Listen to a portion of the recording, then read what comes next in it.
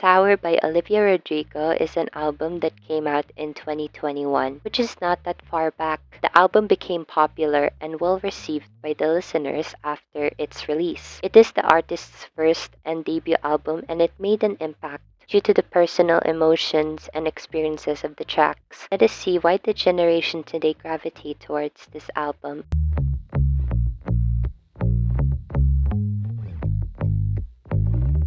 To recap on how I do my album reviews, I start up with the songs itself and how I would rank them based on my personal taste. Obviously, it comes from personal opinion. I would say do not judge me, but there is always an opposition. So after my ranking, it is followed by the music videos of that era, and then the aesthetics, the looks, and the themes. And then at the very end, it is my final thoughts and conclusion of the album. Anyways, no more wait, let us start. 𝕬𝕒 is a banger and the album opener. The lyrics contain the singer's anxieties, insecurities, and worries in a nutshell. It feels like it is a list of problems that a teen would make. It stresses how brutal and pressuring the world is. The best way I could describe this song is angst. I can feel teenage angst in this song. In my opinion, 𝕬𝕒 is a good opening song, and it does foreshadow the overall theme of the album. It is edgy and it gives the impact to start off with. Me in my darkest years would say that this song is relatable. I love the production. It matches the vibe and tone of the song. It feels like a soundtrack from a teen movie. I love how the song slows down at the very end. Olivia's vocals also fit the angst of the song. In short, 𝕬𝕒 is just iconic. 𝕬𝕒 is an emotional song. It is about the aftermath of a breakup. The singer evokes a feeling of heartbreak from the betrayal of an ex. She poured her heart out, describing the lover being a traitor, whilst also mentioning the problems in the relationship. I really do like this song, but why do I feel this without experiencing heartbreak myself? This song also gave me big Paramore vibes, especially at the chorus when she delivered vocally. The way that she expresses these emotions feels so personal. Again, I love the instrumentals. It is more stripped back to make the vocals stand out for the lyrics to be heard. I really like the backing vocals. It adds to the sorrow. She definitely delivered that note at the end. The song really makes you feel the singer's emotions at its core. Of course, we all know Driver's License by now. Following 𝕬𝕒, Driver's License tackles also about the heartbreak, but focusing more on the loss and sadness. In this song, it is implied that she still have feelings for her lover and also still struggling to go on that move on phase. She finally got her driver's license to be able to drive to his house, and that wish was broken because of the failed relationship. Sure, it's overrated enough, though it gets the message across to the listeners. It is the song that really blew up. The production is very correlating. It produces imagery due to the sounds of the operations of the vehicle when the song starts. It is really clever and it goes smoothly. Her vocals were on point and it is the important element of the song. Overall, the song is remarkably great. One step forward, 3 steps back is simple, yet the songwriting shines. There is evaluation here on what are the wrongs or mistakes about the relationship. The lyrics stated the back and forth cycle of errors within the relationship and how the singer notices these errors while trying to understand them. I like the songwriting and honesty in this music. I am really fond of evaluation and realization songs like this. To me, it gives me a more depth understanding on why they are in this relationship, as well as the singer's personal thoughts. Only on one side of the relationship though. Vocally, I would say this is simple and the lyrics shine more than the other 2 aspects, the vocals and the instrumentals. I like it. It is simple and I just enjoy the song in a good type of level. I would say it is pretty underrated. Déjà Vu is nostalgic. The theme of the song is self-explanatory by the title. When her lover left her, she thinks about how her lover would do the same things they have done together with their future partner. This creates the concept of deja vu itself. Like, oh my god, I like the beginning of this song. I would literally describe it as aesthetic. The imagery in the lyrics is astronomical, and it is the most nostalgic based out of all of the songs in the album. As I said before, I like the twinkling production at the very beginning. It is very pleasing to hear. I adore the distinct vocals of the verses and the chorus. It is mostly a transition from disappointment to anger.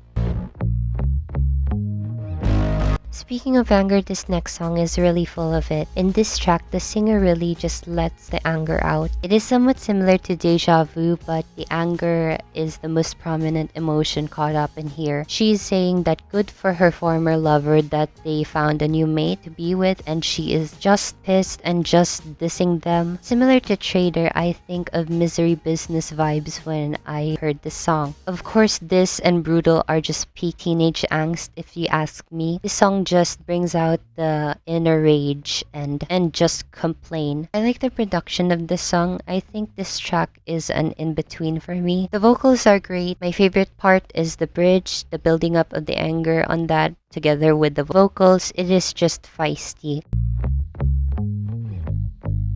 Enough for You is acoustically raw. Questioning oneself if they are good enough for someone is evident in this song. All of the lacks, reflections, and words of understanding are stated by the singer. She questions herself on what is lacking to be enough for her lover to accept her. This is actually one of my favorites. I completely love the raw material we have in the box. I like the decision that they make to strip back the instrumentals so we can clearly hear the lyrics of the song. The vulnerability exudes authenticity, and we love to hear that. The production is simple but also has a purpose to deliver the song quite well. There is just guitar and the lovely vocals. Speaking of the vocals, they are emotional and raw in the song. It is quite likable and honest in a way. Happier is a wish well song. She wishes farewell to her former lover, but in contrast, she wishes them not to be happier when they are in their future relationship. She finally accepts the fact that they are apart and is letting them go. However, I believe there is still hurt inside. I guess I love the selflessness and acceptance in this song. When I hear this song, I always see butterflies figuratively in my imagination, and the art of letting go is the most important lesson in this. The production is dynamic with the bursts and the stripped back ones. What I like about it is how it matches the direction where the vocals are going for. The vocals have built up, and it's quite striking when that burst hits in the chorus. Jealousy, Jealousy is a bop. It is about how the singer feels insecure and envious about the girls around her and how they have an idealistic type of life. Of course, the subject of jealousy is presented and she feels envious at the sight of seeing them. I feel like Jealousy, Jealousy, Good For You, and Brutal are related to each other. Brutal is the one who is exhausted. Good For You just broke up with someone. And Jealousy, Jealousy tries their best to present themselves. I want to set those archetypes. There are quite similarities in instrumentals in these three songs. I like how the vocals are well delivered, especially at the bridge. It is anthemic in my opinion. The crime in Favorite Crime is that it is too short. The song is full of metaphors and I am here for that. Saying that she is the favorite crime which resulted into a heartbreak and do some things in a degree in order to save this relationship. The metaphors sold me on this one. I like how it connects to having a favorite crime. The lyrics are very figurative and I did not expect to like the song at all. As short as it is, I really enjoyed it. I feel like it is simpler than the other songs, but it made an impact for me because of the lyrics and the vocal delivery. The instrumentals are stripped back to give the other parts a shining moment.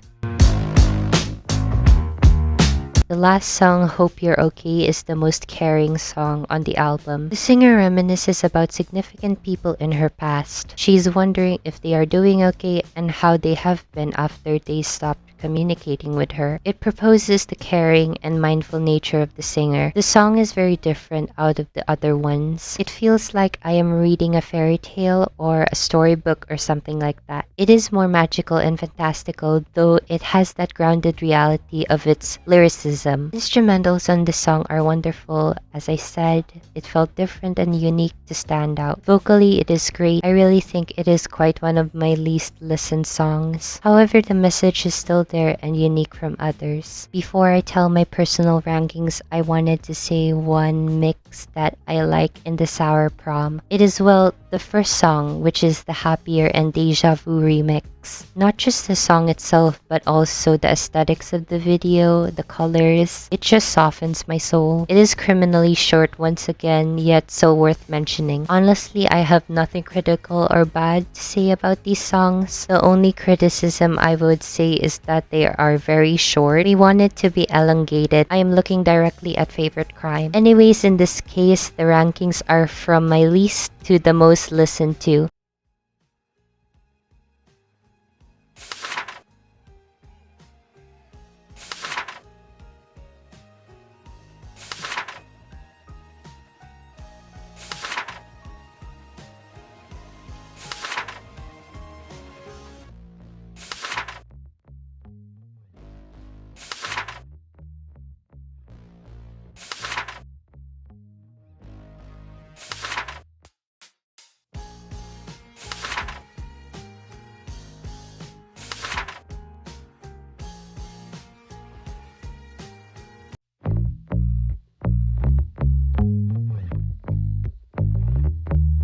Driver's License is the first music video and the most viewed one, I believe. It is the song that blew up, and it is a step forward to what Olivia has in store for us. We have seen her shots driving inside the car, in the streets, presumably her house, and maybe some point she was on top of the car. Now that I think about it, the scope of the MV is the neighborhood itself. There is a mix of clips on this video with lighting and mostly used colors such as blue, purple, red, and a little bit of yellow. Purple most evidently out of the bunch. I searched about the color's negative aspects. It implies sensitivity, emotions, and fragility. The visual captivates you and makes you feel the emotions along with the song.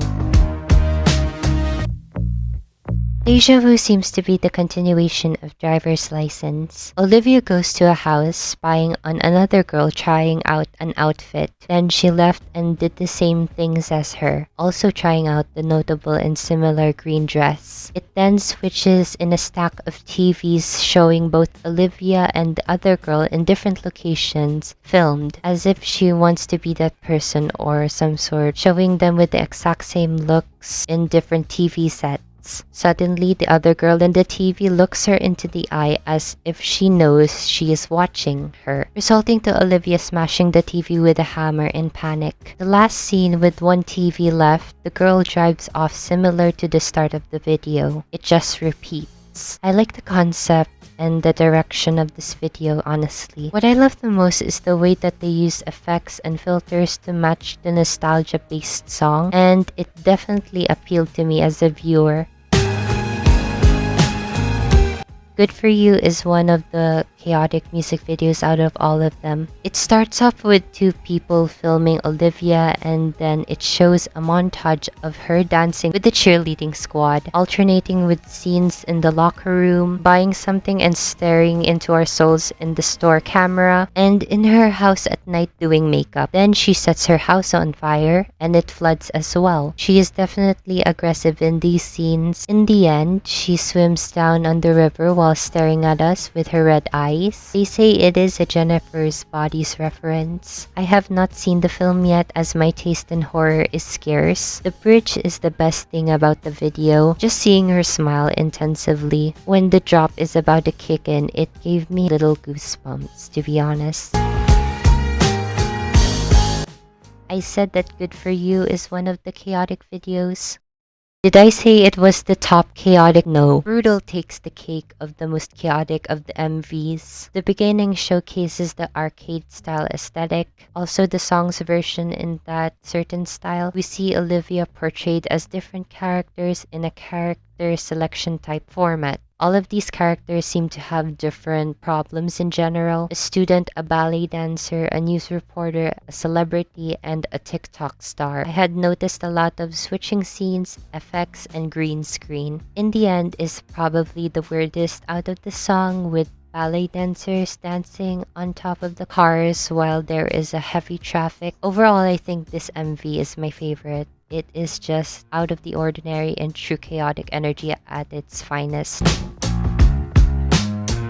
You know what reminds me of the first scene of this video? I watched the trailer of the Virgin's and it is quite similar to that. Olivia and her friends are perhaps having fun at different locations such as the arcade, and maybe sneaked into the school grounds at night to access the pool and the track field. We can see the vintage camera overlay, and the video is recorded in some sort of handheld camera style. The last shots consist of Olivia swimming with different objects surrounding the low water, with the starry night sky as the closer. I think blue is the most dominant color in this video, of course exuding sadness. I think it is aesthetically pleasing with the vintage shots and all of that. However, in terms of concept, I think this was the simplest. I do love the effects and filters. What I can say about the videos is that they consist of vintage, emotion, and nostalgia. Themes such as retro video games, having a driver's license, and cheerleading constantly reminds us the teenage spark of the album. It really caters to this specific audience, and it is doing that perfectly. Along with the videos, the songs also add something to the atmosphere and concepts, creating a mark on the teenage lifestyle, struggles, and emotions. I think this is also another aspect that the listeners gravitate towards too. There is just a range of emotions in every song for the audience to feel. I have to admit, I only like some aesthetics of Sour, not really the whole wardrobe of it. The major parts of the era's visuals include stickers, composition notebooks, and good penmanship. To add a sense of fantasy, butterflies are incorporated as a symbolic motif, which is a very fascinating choice. The outfits are really trendy, feminine, fun, and had a particular sense of theme to attract today's generation. There are mostly pastel colors, prom dresses, a variety of shoes, colorful makeup, hair clips, and top and bottom type of clothing. Here are my top 5 looks that I admire the most. First one to note, just an honorable mention. I just love this hairstyle in this portion of the Good For You music video. Maybe one reason that I love this hairstyle so much, it has like sort of an anime influence to it. I don't know why it gives off that vibe. Hello Alice in Sourland. Maybe she is about to roast everyone with that look, who knows. I like the simplicity of this outfit with the braided twin tails and the checker dress. I love the Peter Pan color and the cut of it. It is just very youthful and a good outfit to look at. I swear I saw Wendy. I like her fur coat look in this music video. I am a sucker for fur coats, and with how big the fur details are, honestly a bit jealous. Another detail I want to point out is the scattered glitter makeup on her face. You can barely see it. It adds more fantasy in the look along with the earrings. What I like about the VMA's outfit is that it is literally shiny in color. I'm not sure about the shoes and the leg wear, but the skirt, tears, details, and gloves speak to my heart. There are also tiny accessories that give the fit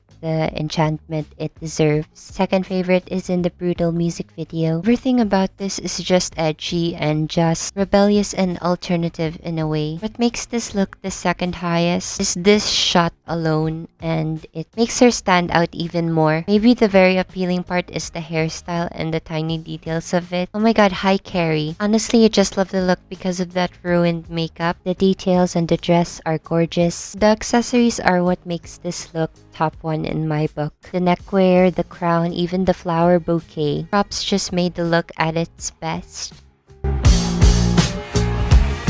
Let me tell you my final thoughts in this album as a whole. It is quite appealing to today's generation. With the lyrics and subject matter, heartbreak is the most prominent theme throughout the album. I think the only songs out of that category are Jealousy, Jealousy, and Hope You're Okay. Emotion and depth of the lyrics are the essentials of the album. It really gravitates the listeners. Acoustic and stripped back songs are honestly more powerful in impact, but every song in the album has the strength to convey. Aesthetically, it is very trendy and youthful. Again, butterflies everywhere. I remember this album being really hyped. I was really amazed with Olivia actually. I enjoyed majority of the songs. What a way to start the debut album that good. And I wish her very well in her journey as an artist. She has mentioned she has certain inspiration and I commend her for her talent. Anyways, that is all for my Sour album review. I think the next one we will do another Madonna album, but we are going in a loose order so I can just feel the music without worrying just too much with organization. It is amazing what music can do. I hope you enjoyed the review and have a nice day.